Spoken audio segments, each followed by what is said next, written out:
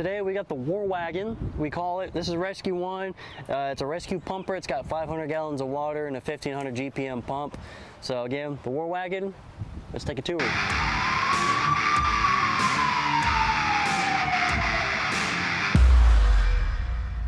We're gonna go through our first compartment here. All right, so this is more of an engineer's compartment, not really a fireman's to an extent. Mainly it's got your pump panel right here. You got an intake for your pump, and you got discharges here. But this piece right here, this is a fireman piece right here, so you want to know what this is. So we have 200 feet of both 1 3/4 and 2-inch hand lines. So these are your cross lays. One thing you need to know is that these are not connected to the truck. So once these are deployed, the engineer is going to have to take it and hook it up to your discharges so you can get your water. Again, this is 200 feet. These are our trifolds. And then also you got 150 feet of 1 3/4 and 150 feet of 2-inch flat lays. So if you need that extra 50 feet or 100 feet of extra hose line, this is where you get it from. And again, these are not connected to the truck. You also got your water cooler here. So if you're fighting a fire and you're just tired and you need a drink of water, cold water is going to be in here. Also brushed off to the side here, you also got some spanner wrenches, a hydrant wrench, your stores wrenches, and then you also have a foam bucket wrench in here to get the foam bucket open. We got a section of short shock here. This is only 25 feet of 5-inch, so if we need to hook up to a hydrant when it's right in front of us, we can use this right here. You also got a 2.5-inch line right here. You also got some wheel chocks. You got an extra nozzle in here, and then you also have some adapters and reducers. So if you need an adapter or reducer to connect a bigger line to a smaller line, you can use your reducers, which are down there. And again, this is our pump panel. We're going to worry about this once we become a beautiful engineer. And you also have some hand tools in here. You got a pick head axe. You also got a trash hook in here, a drywall hook, and another axe in there. So if you need some hand tools, this is the compartment you need to go to. Next compartment. We got a bunch of stuff in here, so we'll start from the top. What we have in here is we have our extra SCBA pack for engineer. So if our engineer wants to play fireman, be hero, this is their extra air pack in here. We also have our RIT pack. We call this our pack for our rapid intervention team. So we'll have a team on standby in case while we're doing interior operations, if something were to happen, we have a team ready to go rescue that downed fireman if anything happens. We also have a rope bag up here. We got rescue rope and some rescue hardware in there in case we need to do some sort of rescue. It'll be in this bag back here. Let's say we're in a car wreck or a fire alarm and we get toned out for a medical call. Our truck does have a medical bag, so we do have the basic resources and tools to assist on a medical call. We also have a mega mover. We use this to lift up large patients. It has a bunch of handles so we can easily move the patient. If we need to move them out of the house into the stretcher outside, we can use this device to make it a lot easier. We also have a Kendrick extrication device, KED. So if anyone's injured in a wreck and we need to immobilize them and get them out of a car without moving them, we can use this device to keep them secure and stabilized. And we also have a Kendrick traction device, so if someone has some sort of high femur fracture or low femur fracture, we can use this to stabilize their leg. And then we also have some extinguishers. We got a CO2 extinguisher, a water can or a pump can they call it, and then we also have a dry can or an ABC extinguisher. Moving on. We also have a decon kit in here, so if we're doing operations and we get a bunch of dirt and junk on us, we can use this to decon ourselves and get it off our gear. We also have a flare or LZ kit here, so if we're setting up a landing zone for a helicopter, we can use these electric flares in here to mark our LZ for the helicopter. We also have an AED, so if we're doing a CPR, we use this to defibrillate our patient.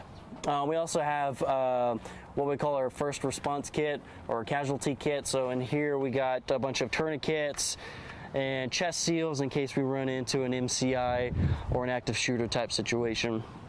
We also have some stuffed animals for the kiddos. We want to make their day. We got some stuffed animals for them.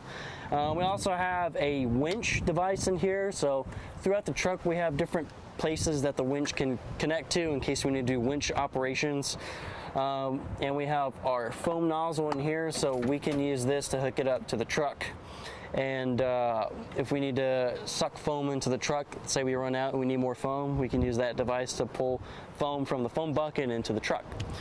And then lastly, we also have a light tower on this truck, so we can actually set this up high off the truck and lean it or turn it a certain direction in case we need to light up a scene, let's say for an accident or any kind of fire operations. We got some extra lighting in here. Cool thing about that is when it's set up, once you turn the lights off, all you gotta do is push one button or the auto park button and the light puts itself away by itself, which is really cool. Moving on to our next compartment, got a bunch of stuff in here. We got a bunch of ratchet straps. We also have a electric winch in here. This is battery operated, so if we need to do winching operations, we can use this. We also have rescue 42s. So anytime we have a rolled over vehicle and we need to stabilize it, we can use these to secure the vehicle so it doesn't move while we're operating around the vehicle. We also have some chains, extra chains and hooks in this tray in here. Up top, we got a roof kit and a sprinkler kit. So any kind of a hole in the roof, we can secure it using these nails and our other equipment in our roof kit to secure the hole, and so we don't cause any more damage to people's properties. Let's say a rainstorm comes in, we have our kit to cover that and make sure they don't get damaged from the rain.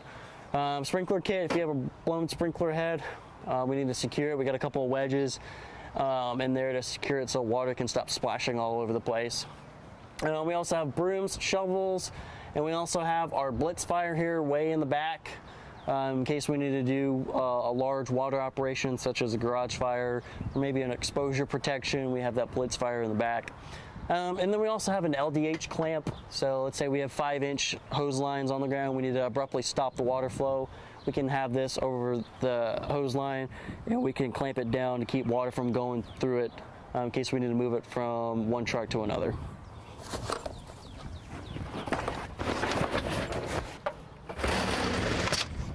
We do have one little compartment on here. These are kind of scattered throughout the truck. There's a couple on the other side, but these hold your extra SCBA bottles. So there's 3 in this compartment, and these are 5,500 PSI bottles. So if you need more air, that's where you go. Moving on to our next compartment. I do have a bunch of stuff in here, so we'll start from left to right. We do got a cord reel here, followed by a power bank. So we can use this to power up our electric tools, let's say our sawzall or maybe our portable light here. We can take this box with the cordage and go where we need to go to power up our tools. We also have another portable light, and then we also have another reel of extra cordage. We got a very large toolbox here, so if we need maybe a screwdriver, channel locks, or our socket set, that'll be in this compartment here in our toolbox. There's a lot of tools in there. Moving on, we got a little giant here. So this is 17 foot. So we use these for more of changing out smoke detector batteries in people's homes. So we will use this. We also have some extra tools in here. I got a set of bolt cutters, a pig, a drywall hook, and then on the other side we also got a pry bar, we call it, or our Texas toothpick. We got a duck bill tool here, followed by a sledgehammer, another pig, and our Halligan bar in here as well. We also have a lockout kit in here, so in case a child or an animal is distressed inside a locked vehicle, we do have a lockout kit to open up the door. And we also have rescue jacks, so we can use these to let's say if we're doing an extrication on a vehicle, we can actually use these to let's say lift up or roll a dash. So these are pretty cool. And then we also have a T-handle or T-post, we call it. So if we need to secure water to a building, we can go up to the meter with our tool, turn the water valve, shut the water off in case anyone has a leak of some sort.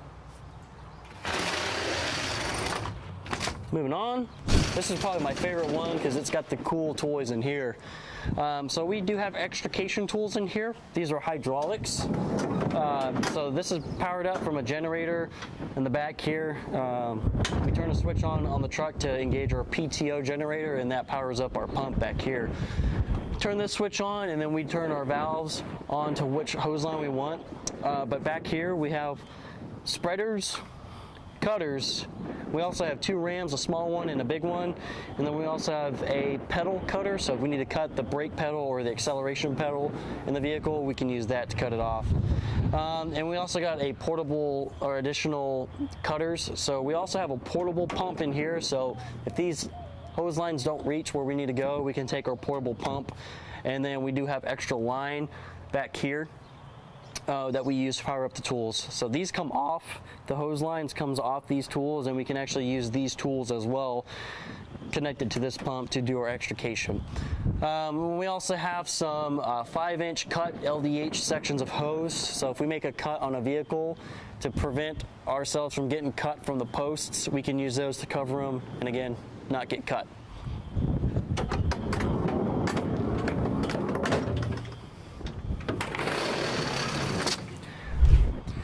A lot of people don't know this, but there's this little box here on the back of the truck that a lot of people kind of miss and skip. But what this actually does is lower our ladder rack that's on the side of the truck. Real simple, all you gotta do is open up the cover, turn the switch on, and if you need our ladders to come down, all you gotta do is hold the lever on down. And our ladders come down. So if you need an extension ladder or a roof ladder or an attic ladder, followed by 2 pike poles, if you need a pike pole, lower this down and get what you need. Once you get done, everything's secure. All you gotta do is hold the up button.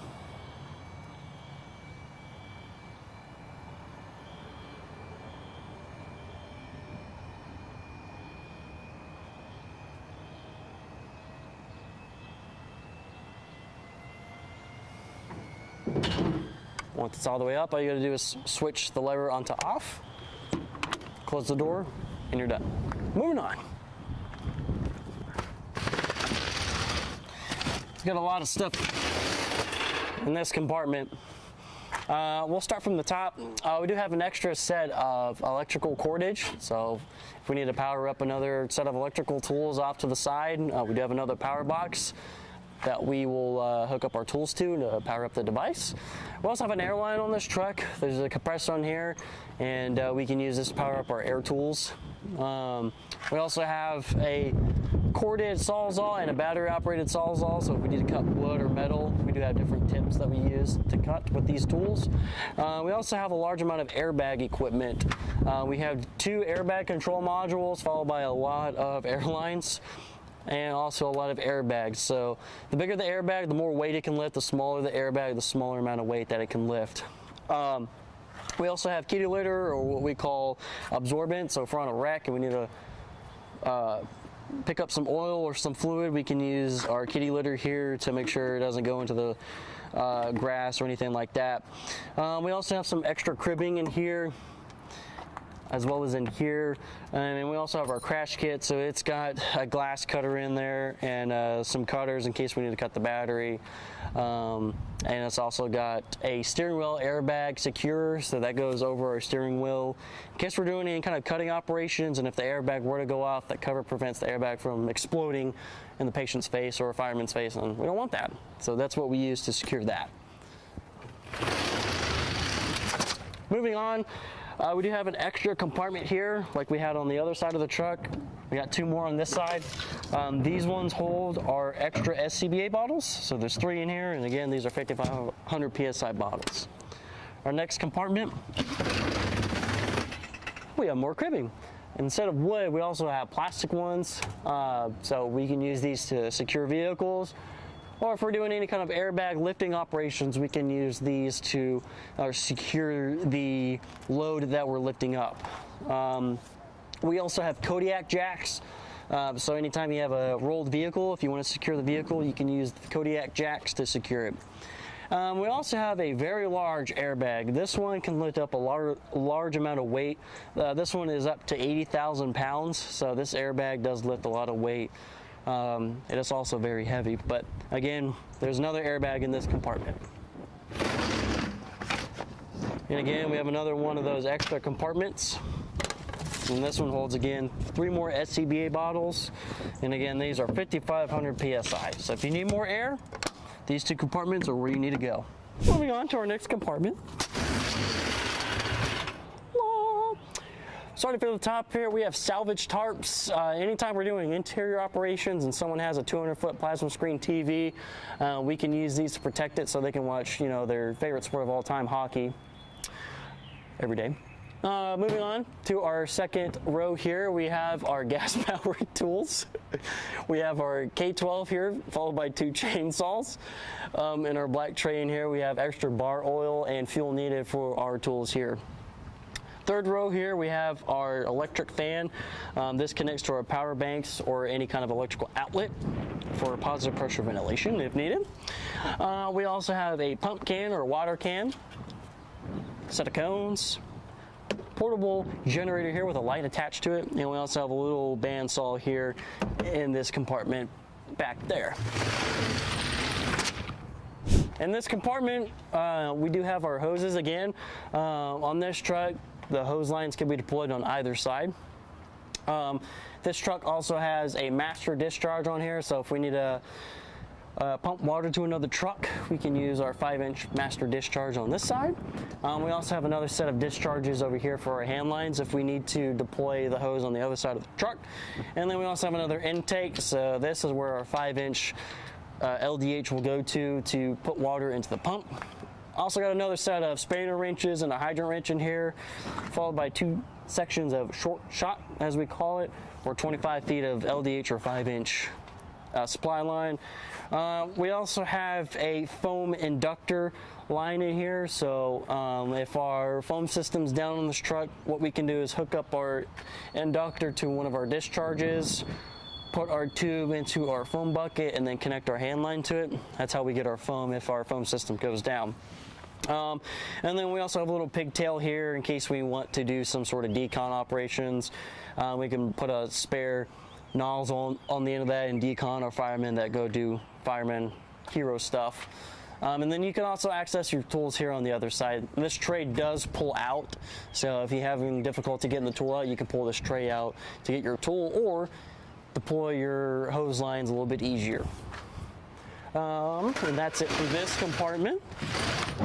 Alright guys, and lastly what we have is our bumper lines, as we call it. We use these primarily for any kind of vehicle fires on the roadway. This is a perfect setup for that. You got 2 sections here. Our first section here, this is only 100 feet of 1 3/4.